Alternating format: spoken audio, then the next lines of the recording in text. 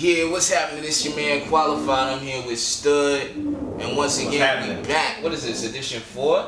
ShopTalk 4. ShopTalk. Yep. We in the building. You already know what it is, man. Okay, it's almost the end of the year. 2018 is wrapping up. As you can see, I don't know if you can see. You can see. I make sure it's in there. Yeah, The okay. Christmas tree. Yeah. Well, I mean, I keep my Christmas tree lit all the time, but you know. But now it's actually It's Christmas in time. season, so y'all can stop talking shit. You know? Yeah.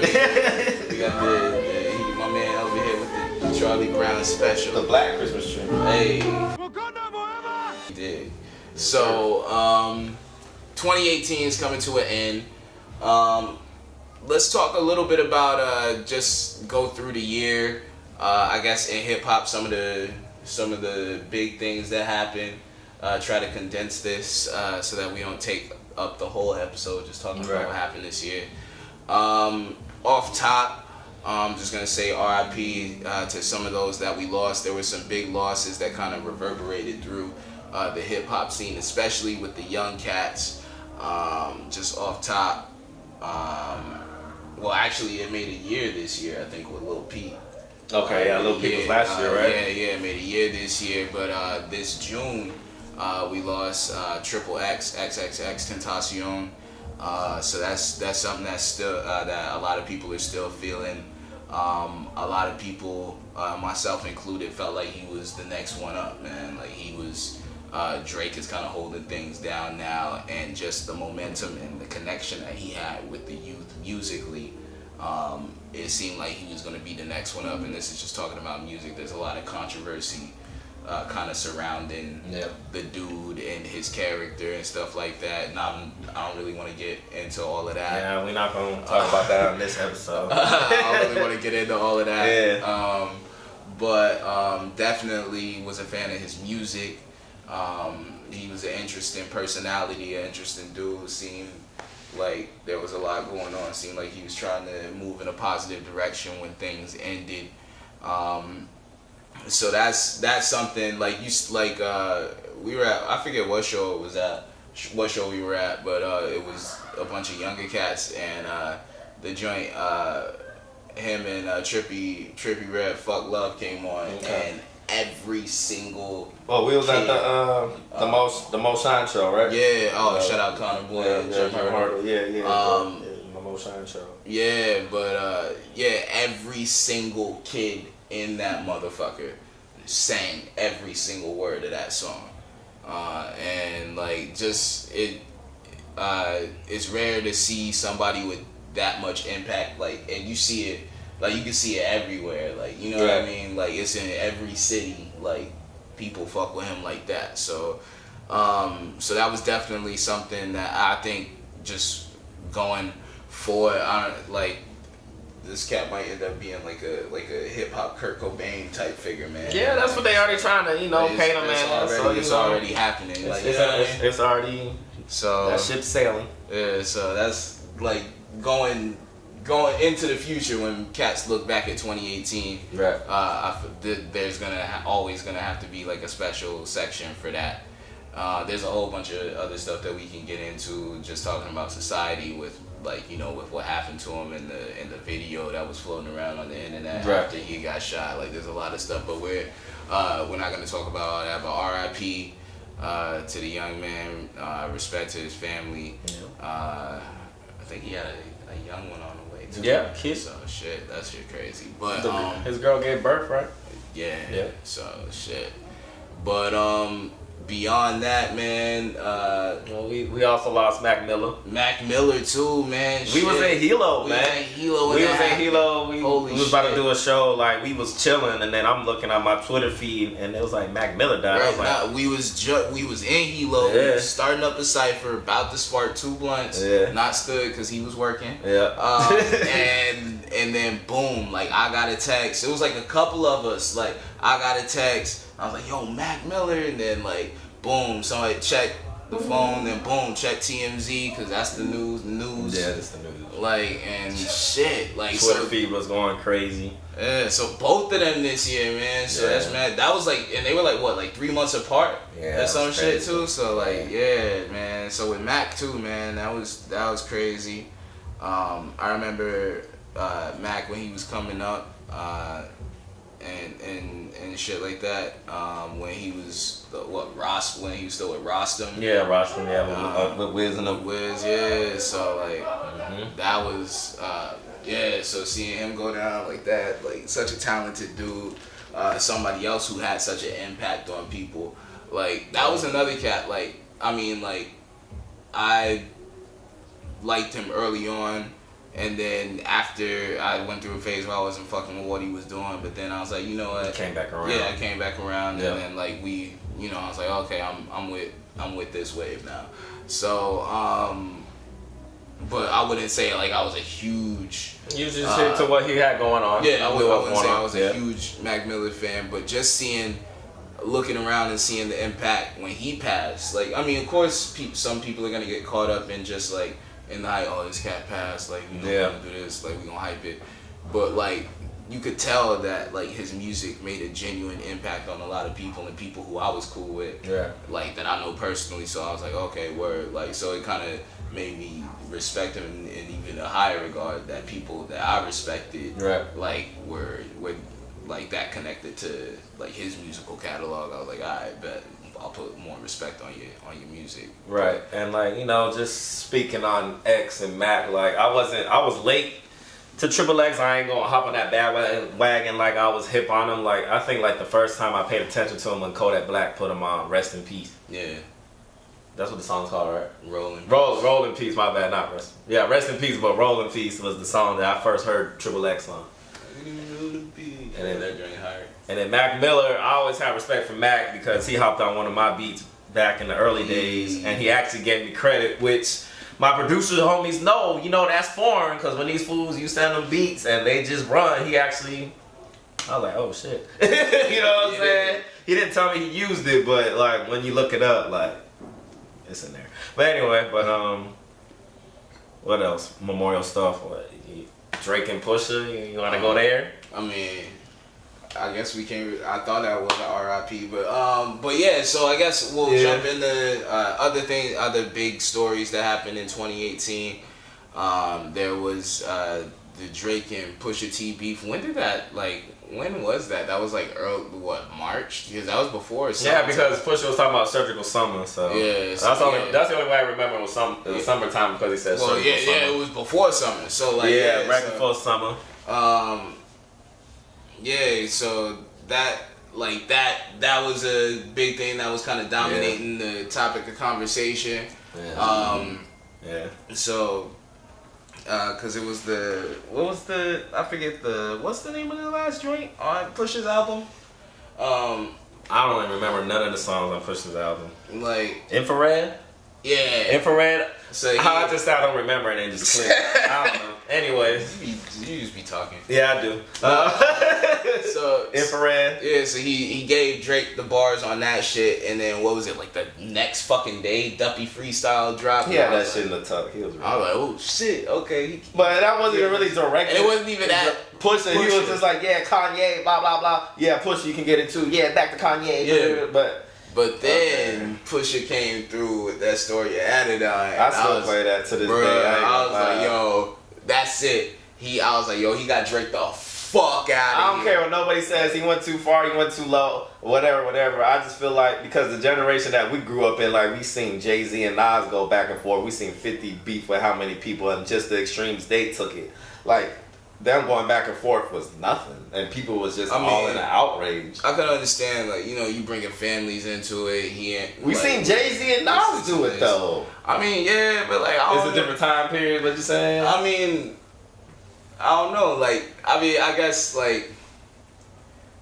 Yeah, I don't know. It's different, man. He bringing his child into the shit. I don't know. I seen T.I. Ludacris go back and forth at it. Like, I'm just saying, like, we just. T.I. little flip. It is a different time period. You know what I'm saying? People are a little bit. There's more sensitivity on those kinds of things. 50 Cent in whole New York. There's more sensitivity on those kinds of things, and then Drake isn't the kind of dude that you would associate with that kind of shit. That's also why it was so jarring. That's why Jay Prince came in. Pusha T, like, this shit ain't new to Pusha T. You don't, like, you know what I mean? Like, this shit ain't, Like, it ain't weird to see Pusha T, like, engaging in some shit like this with somebody. Like, you know what I mean? Even though he don't be out here beefing with everybody like that. Well, we know he's war ready. But you know he can, it's like, alright, he gonna handle this shit. Like, Drake, I mean, there was this shit with Meek, but, like, even that shit, like... No, the Drake and Meek shit was last year, right? No, I'm not saying that this was this year, but I'm saying, like, as far as Drake's history with battles and shit. Right. Like, even with Drake and Meek, like, even with that, like, he made back to back like a fucking pop song. Like, you know what I'm saying? Like, even that shit was different. Like, and then he's making he's making Meek like memes and shit. Like, you know what I mean? Turn that nigga into memes and shit. Like, that's some whole different shit. Right. Like, Pusha T, you're not gonna turn that nigga into a meme. Like, you could try, but that nigga don't give a fuck. And then he gonna, like, rip. Life goes on. You know what I mean? Like, it's rap shit. Like, it's rap time. Right. Like, you gotta come do that shit. Or, like, you know what I mean? So, like, that shit is crazy. And then what came out later in the year after Pusha got on the Joe Budden podcast talking about Drake paying people to look for dirt on him and all kind of stuff like that. Like, that's crazy. So that beef. Yeah. Drake, Pusha, Kanye, that triangle. And then I guess it's reignited because right now, currently, over the past couple of days, Kanye has been going off on Twitter. Fuck sicko mode is what he said. I don't even know none of the tweets. I just know all the homies. He's feeling like sicko mode is... Drake got on there and it was a diss. So I don't know. I mean, like, there's a lot of stuff. You've been following. I haven't been following. When I saw it, I logged off Twitter. When he's talking about going down, went down, took a right. You know, he's saying that's if you go from his house, you drive down the street, take a right, and you go to Kanye's house. So I mean, and they showed it on the map. That is accurate. That would be the route. So I mean, there's so Kanye is really feeling. Apparently, Kanye is buying into these conspiracy theories and saying, "Yep." Kanye got like 2 kids he need to raise and like make clothes and make music or something. And that's what he's saying. He's saying, "You bringing my family into this shit. Like, you come in now and he over here talking about Drake threatening him." You know, I don't know what's going on. Like, none of us really know what's going on. But whatever it is, Kanye feels that Drake is bringing the drama to his family. So he feeling like he gotta react. And I understand that now. Like, you know, as far as how much sense the threat makes, like, and how legitimate the threat is, I cannot speak for that. But whatever is going on, Kanye feel like he need to respond and react. Well, Quali is the correspondent on that. He's going to follow up from this year to next year because Stood does not give a flying damn. I don't care. I'm sick of hearing Kanye's name this year because why? When you think he's supposed to be putting out dope music, does he put out dope music? No, he does some BS. He does this. Oh, everybody getting 7-song projects. This shit is all entertainment. How he do Nas like that? How did Nas let that happen? Just so much questions. But I'm not gonna get deep into that. Yeah, I don't know what's going on. What happened with that? But the Cudi and the Kanye joint was actually listenable. Pusha shit. Pusha shit was cool. Was ill. I wish there was longer. Pause. Tiana Taylor, from my ear, because I ain't gonna lie, I'm late on the game with Tiana. Like, I remember when she was coming up with Pharrell. I remember all that. Yeah. But like the Tiana with Kanye, I haven't been really paying attention to. But I saw a lot of Tiana Taylor fans was mad at how it came out, and even Tiana was mad. So it's like, yeah, I mean, I tried listening to some of it, but like, if the artists themselves don't like it, then I can't really fuck with it. Okay, so Kanye's name been wearing the Magna hat. There was a lot of weird shit with that Tiana Taylor album, though. Like, apparently samples wasn't clear. Oh yeah, so they had to switch when samples ain't clear. You gotta switch it up. Different shit, play shit up. So I don't know what's going on, but wardrobe change. What else in this year, music wise? Well, I'm gonna throw it out there because you know me, R.I.P. Stan Lee. Because you know this is not laughing at Stan Lee, but I'm just laughing because he said, "Well, let's see what else music wise." You know how my brain work. I be all over the place. Anyway, but I feel like Marvel and all that stuff that plays a good deal with music because the boy K-Dot did the whole soundtrack for Black Panther, and that ties in with Marvel. Like, when was the actual last like movie soundtrack you was hyped to listen to? Space Jam. Okay, and what year Space Jam came out? I don't know. Okay, so Space Jam. Hit 'em high, hit 'em high, hit 'em high. The Space Jam soundtrack from the Black Panther soundtrack, like hip hop. I'm just glad that hip hop is branching out into more territories. Like even 21 Savage. I'm not gonna. This is not a gamer show, but I was excited about this. 21 Savage did the theme song for Mortal Kombat 11. Like, yeah, that's unheard of for fighting games. Like they don't get just, especially a rapper like 21. Like 21. And that song is hard. 21. The real gamers is mad. I'm a casual, so I'm not mad. But the real gamers is mad. But that's a whole. I'll talk about that on my Instagram. But yeah, music wise, what else happened? 21. Well, I know you don't pay attention to much projects, but my boy T.I., he did it. He dropped another classic this year. I was happy because y'all know I've been a T.I. fan since damn 03. So it's 2018, so been listening to T.I. for 15 years of my life. That's how you know he really a fan. Out of all the shit that dropped in 2018, the first shit he bring up is the T.I. Oh, I'm gonna go down my top 3 projects of the year. My top personal 3 faves in this order: Dime Trap from T.I. Championships from Meek Mill, and Astro World from Travis Scott. I know y'all thinking, oh, Stud, you're a Travis Scott fan. Why you got him third? Why? Because Astro World, I feel like it's not his best project. He had a lot of good songs on there. I like the direction that he's going musically, but to me, the Birds and the Trap album is better than Astro World, and even Rodeo might be better than all the rest of the 2. If you really want to sit down and think about it. Rodeo is fire. Rodeo is still fire. But that's just me. What else music wise? Like that was major. Oh, let's talk about our boy, man. Our boy. I know he's not really. I know he's not rapping, but he's still hitting the hip hop community. Our boy Joe Budden got the damn Spotify bag. Okay. Yeah, man. Joe Budden just has had one of the best 2018s. Teams. Like, I mean, just from even like just rolling over from last year. The dude has just like kind of rebranded and just like made a whole new lane as far as hip hop journalism and like He's going to uncharted territory. hip hop journalism as entertainment. Because who else was doing it like him before he came along? Not on that level. I mean, I'm not saying there was never no hip hop journalism.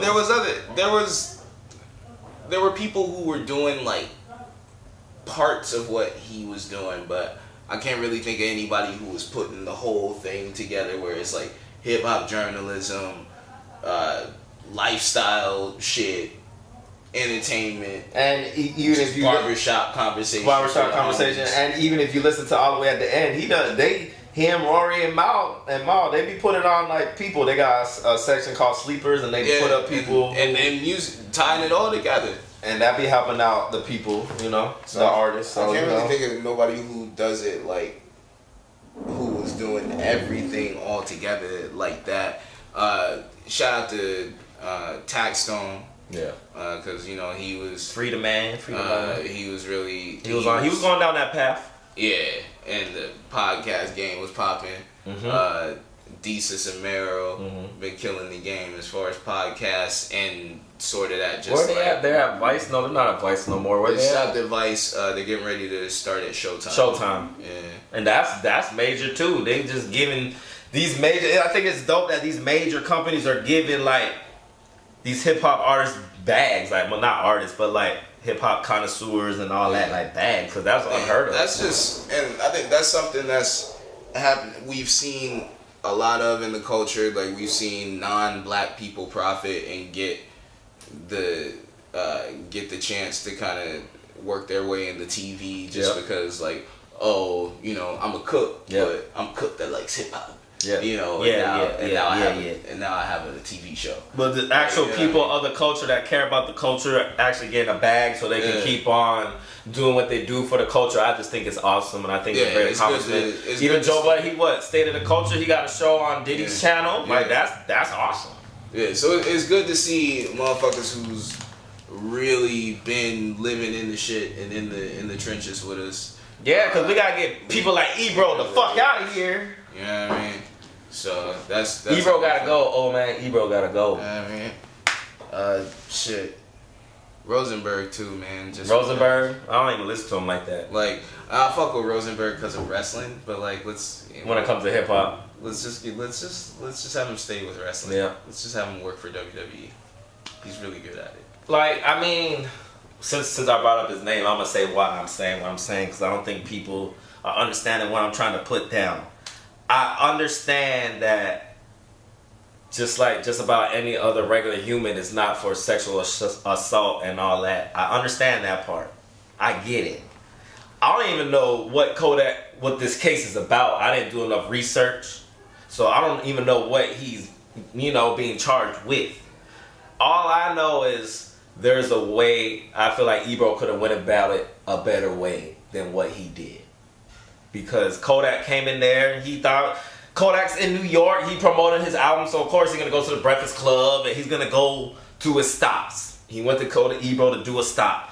Ebro came in with the heat for him. He was like, yeah, nice to finally meet you, blah blah boom. So this case though, that you can't talk about. Nah, that ain't gonna fly on my float. That ain't gonna fly on my show, son. Then why do you have the boy on the damn show? Yeah. Or we can talk about this case, or we can talk about the moon landing. And Kodak is like, what the fuck? Yeah, nah, that's weird. Like, that's just weird, man. Like, I don't know why. Like, same thing. Like, why would you invite somebody on the show? I felt like this. Or I could see, like, if the radio station was like, nah, nigga, you gotta interview this nigga. And it's even then, if that's the case, then be like, yo, I ain't going. Well, nah, man, I'm not gonna do it. Or like, y'all. Because how many times we done seen like Charlemagne or DJ Envy not do an interview because they ain't mess with the artist? And with Decent Samaro, Envy walked out. Because that shit was funny as fuck. He did walk out. Yeah. That was this year, right? I think so, yeah. Oh, damn, I forgot about that.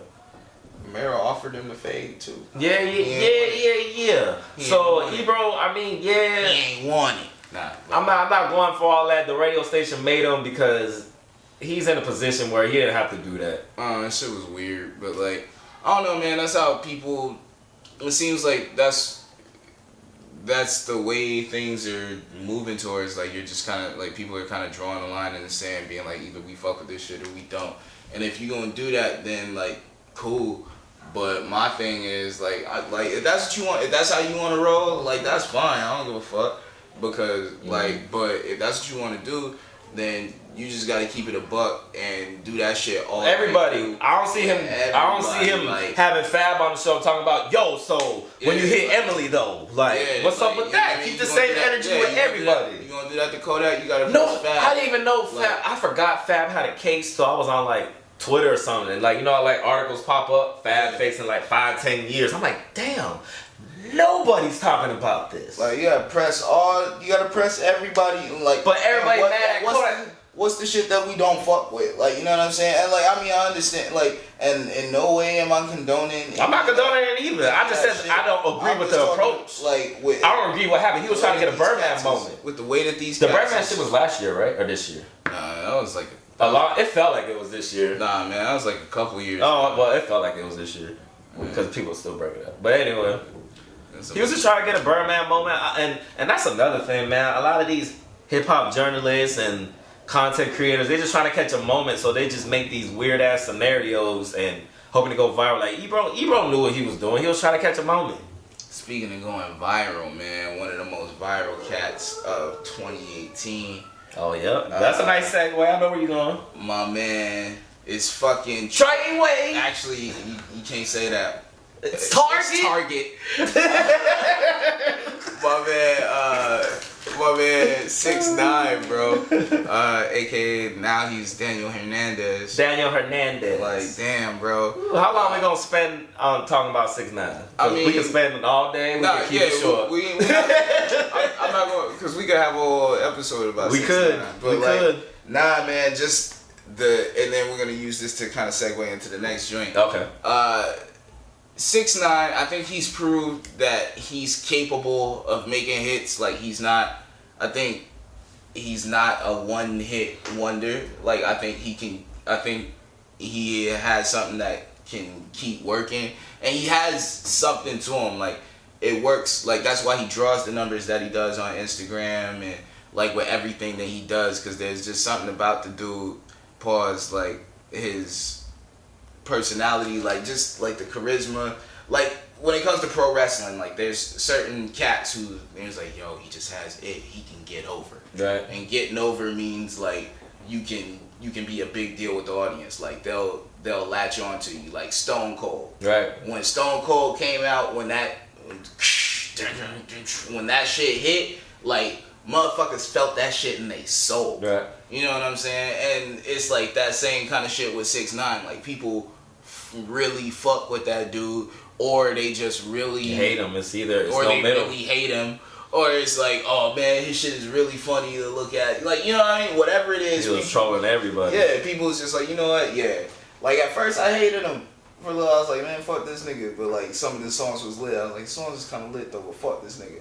And then after a while, I was like, oh, this nigga's trolling. Yeah, so I was like, once you realize what he's doing, like, because like, you know, my hip hop friends and my artists in the game, they be like, man, I don't even know why you listen to 6ix9ine, he trash. They just mad. It's like, yo, you taking his music too seriously. Yes, I understand he's talking about all this bloodshed and all that. If you take that away, like he's trolling, he's just having fun with it, and that's why I can mess with it, cause it's hype.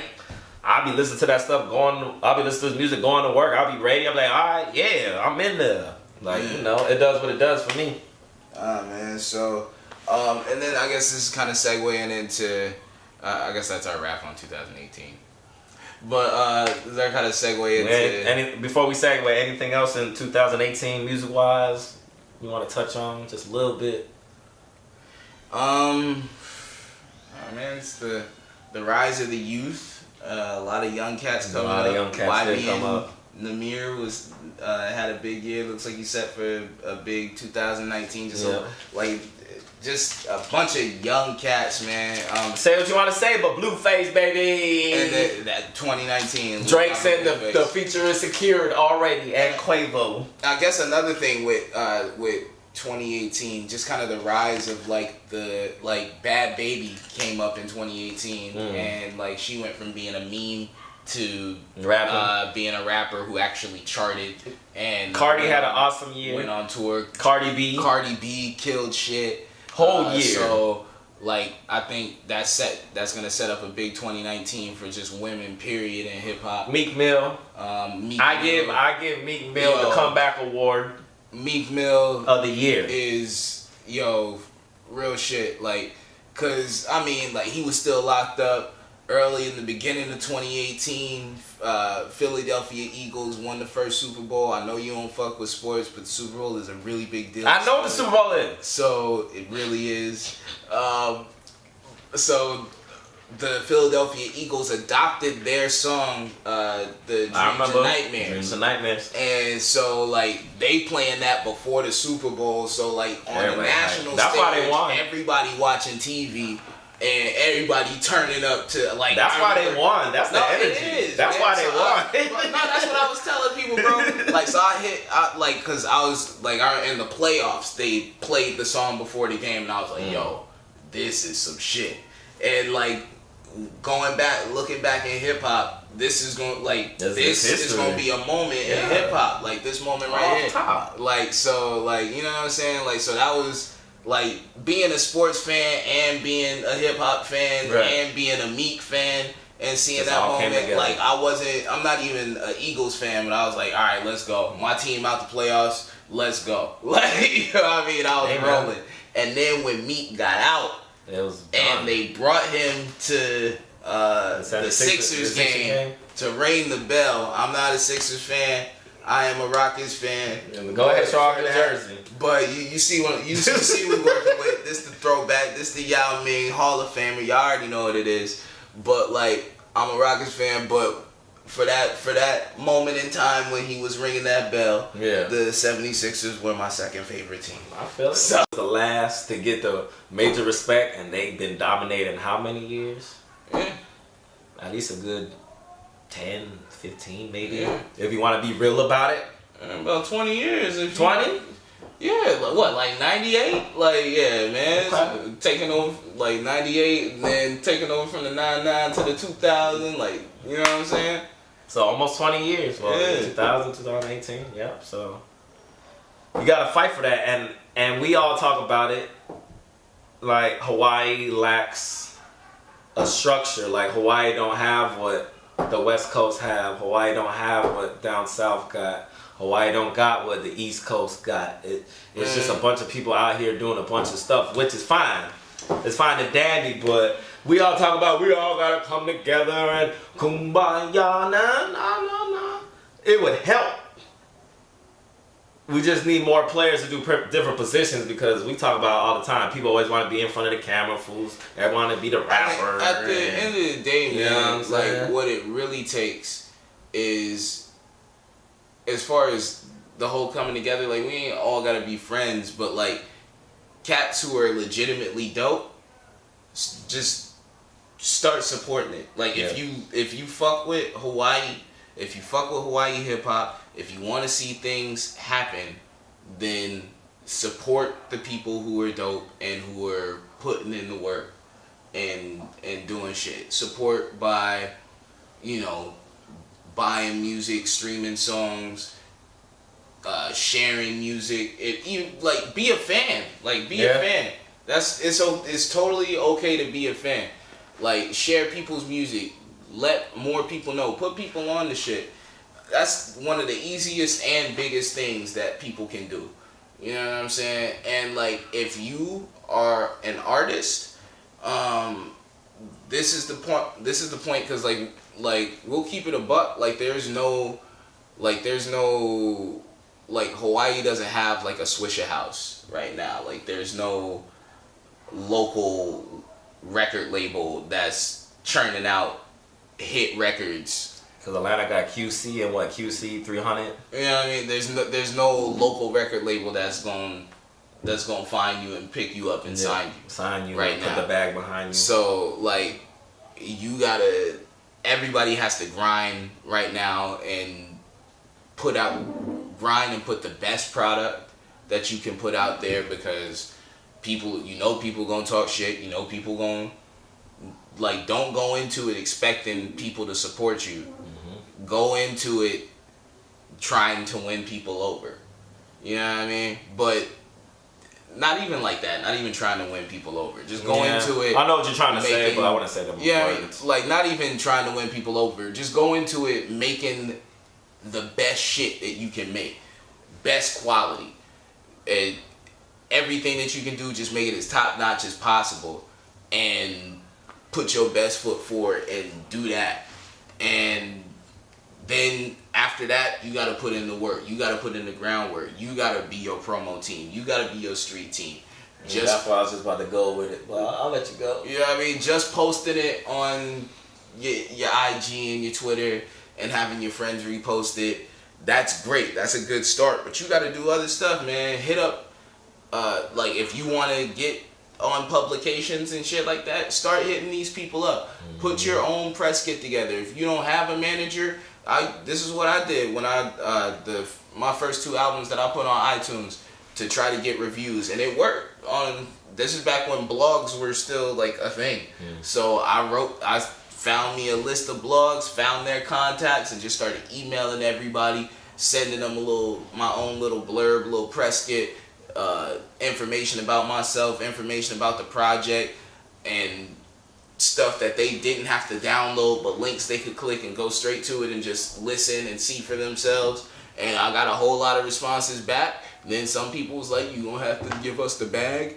And like at some point, like you are gonna have to give up the bag. Like some people say like, oh, don't pay for this, don't pay for that, you're paying for promo, you're doing the wrong thing, buying fans. There's a difference between buying fans and buying fake views and buying fake shit and getting and paying for actual somebody whose job Exposure. is promotions, and for them to actually help you.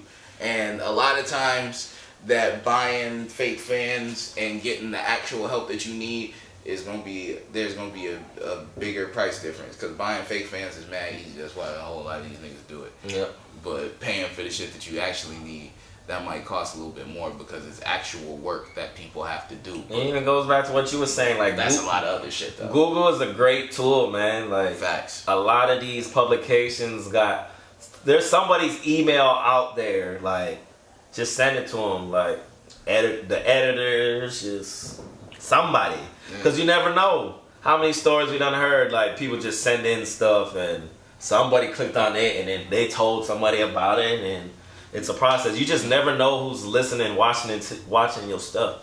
And just don't ever, like, you're always on. Don't ever stop. Like, you're always on. So just keep grinding no matter what. Like, you online, you engaging people, you out in the streets, you doing your shows, whatever it is. Don't be too cool for the people there. Like, you know what I'm saying? Mm-hmm. Engage people. Like, we brought my man's No Can Do out here. Mm-hmm. Now, this dude has got, like, real credits behind his name. He's written for a whole lot of people. He's been around a lot of famous people. He's had real experience in the industry, and he could big time some people if he wanted to. Like this show that we did at Next Door. Like, you know what I'm saying? He could have big time cats and been like, yo, I'm ready to go back to the hotel. Still was shaking hands. But he stayed there. I was ready to go.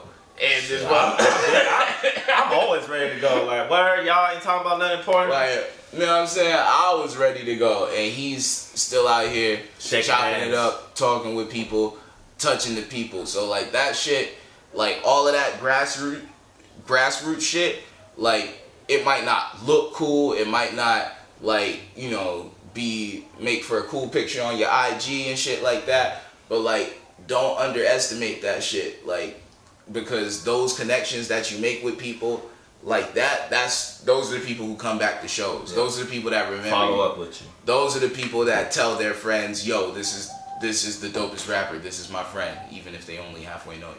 Like, you know what I'm saying? Yeah. And I just want to touch on it a little bit. Like, I understand as creators and artists, you guys just want to focus on that.